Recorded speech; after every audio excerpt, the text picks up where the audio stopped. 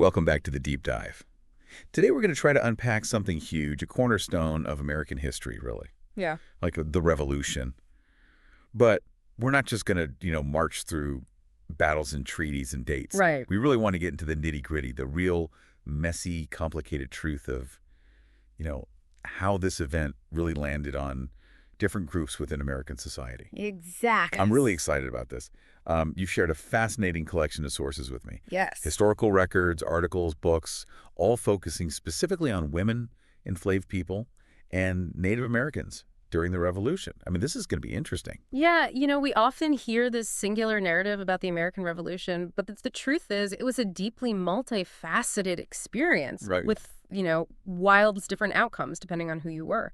And so I think our mission today as we kind of explore this is to unpack those different realities, to understand the ways in which the revolution altered the lives and circumstances of these three distinct groups.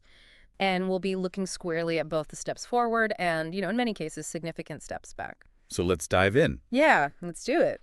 And I think maybe a good place to start would be with the women of the Revolution. Okay. It's amazing to me, when you start digging into the sources to see their contributions, which are so often sidelined, in the traditional telling. And our sources really highlight how women stepped up in incredible ways. Absolutely. I think what stands out immediately when you examine these sources is the sheer range of their involvement. Right. It wasn't just about supporting roles. When the men went off to fight, women were left to manage homes and farms. And, essentially demonstrating a capacity and resilience that the existing societal expectations really often ignored. And it wasn't just, holding down the fort back home, was it? I mean, we see examples of women actively participating in the conflict.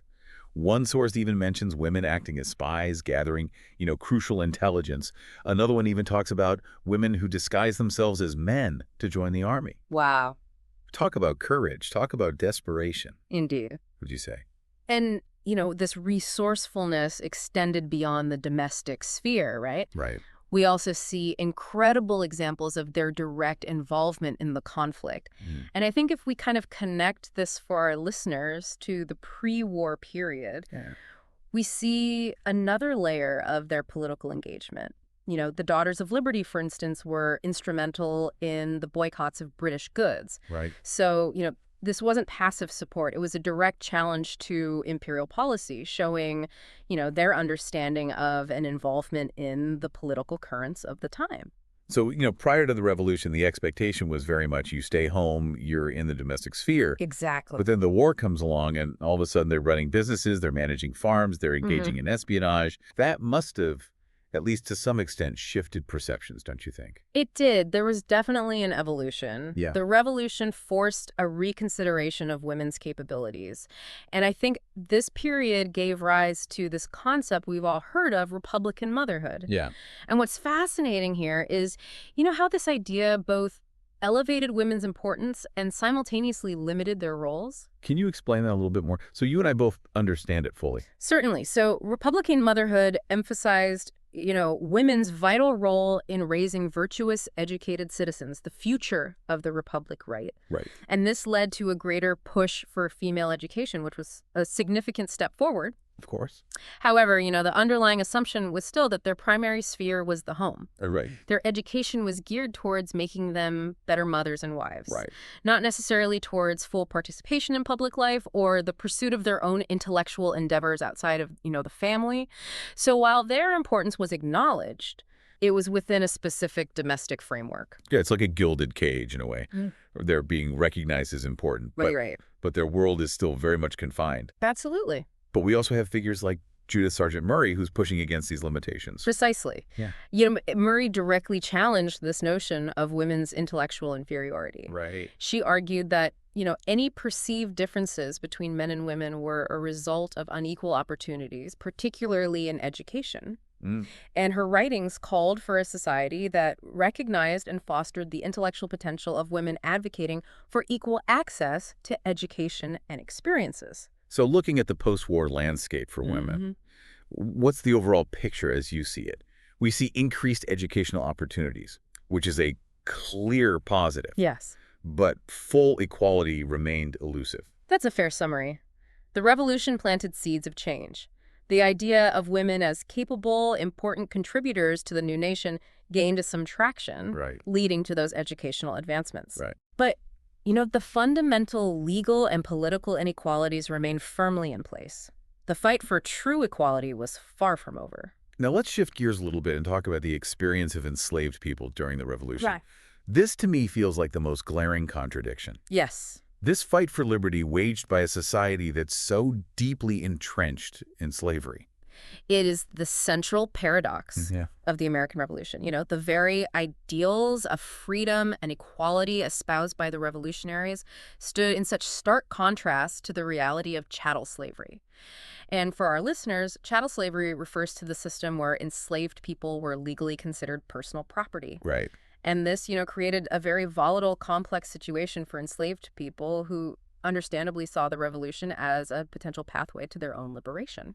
And our sources detail how thousands of enslaved individuals seized this opportunity. Yes. Often in very risky ways. Yes. The British, in an attempt to, undermine the patriot cause, offered freedom to enslaved people who joined their ranks. And thousands took this gamble, risking everything for the chance at liberty.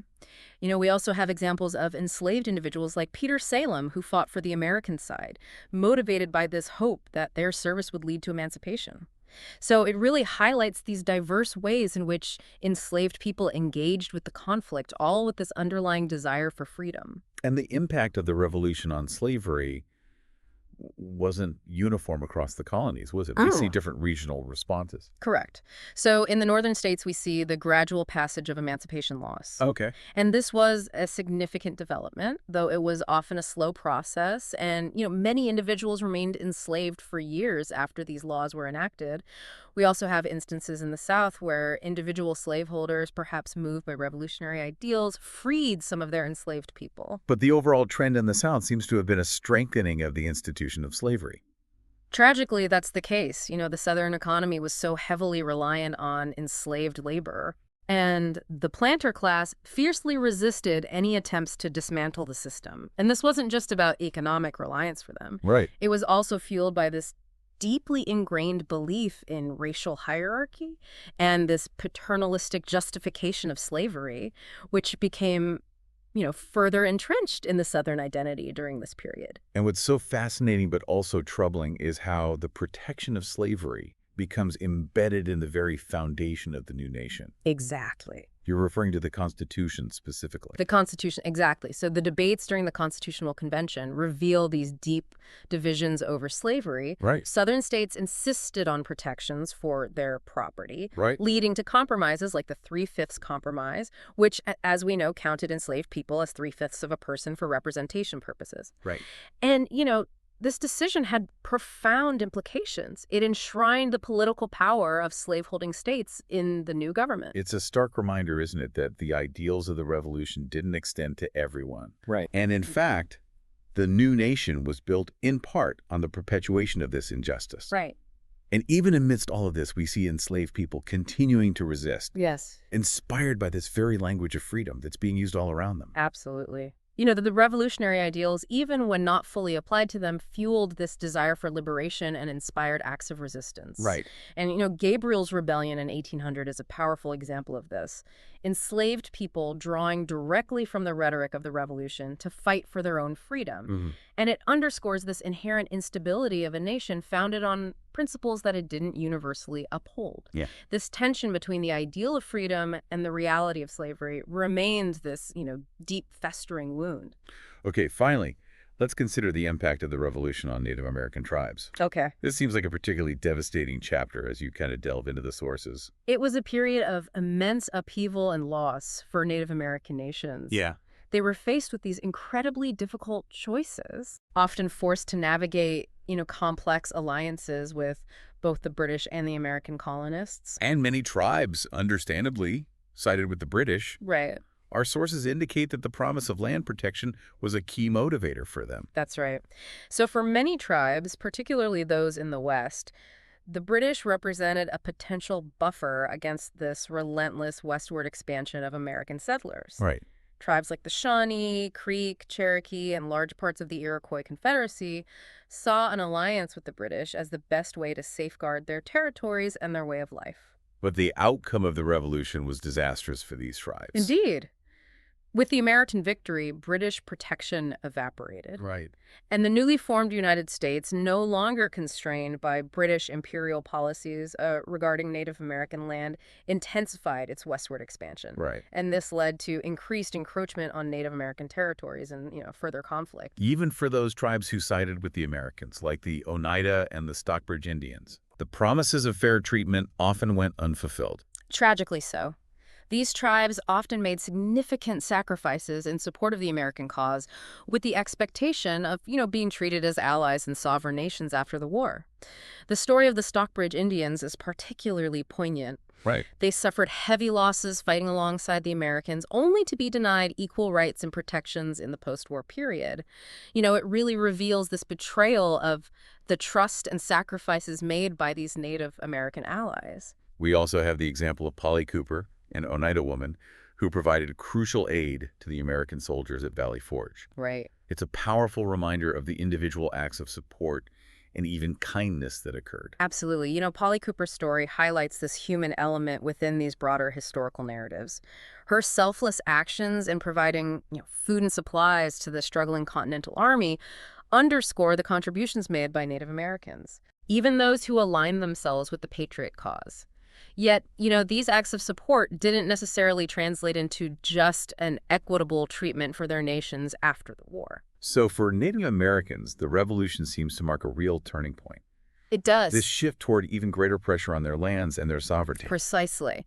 The revolution removed this, major European power from the equation, paving the way for the United States to aggressively pursue its westward expansion. Right. And for Native American tribes, it was the beginning of this prolonged and often brutal struggle to defend their land, their cultures, their very existence against this tide of American settlement.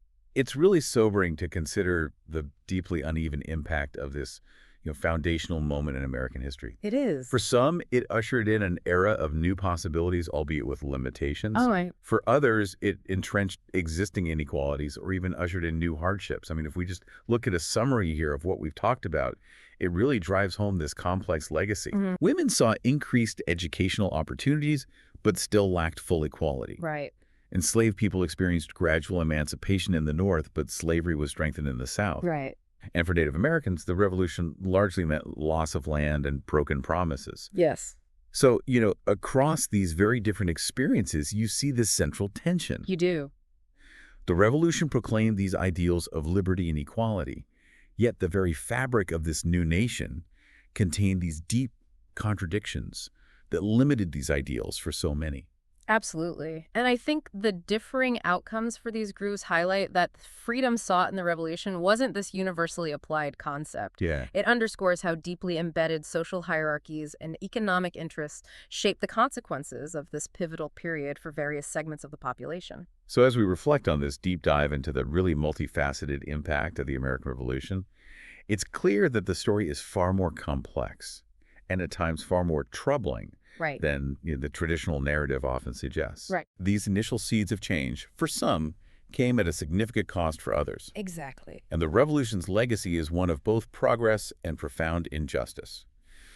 Considering this mixed legacy, how do these historical complexities continue to shape our understanding of freedom and equality in America today? It's a powerful question, and one I hope you will continue to reflect on long after this deep dive concludes. Thanks for joining me. Thank you.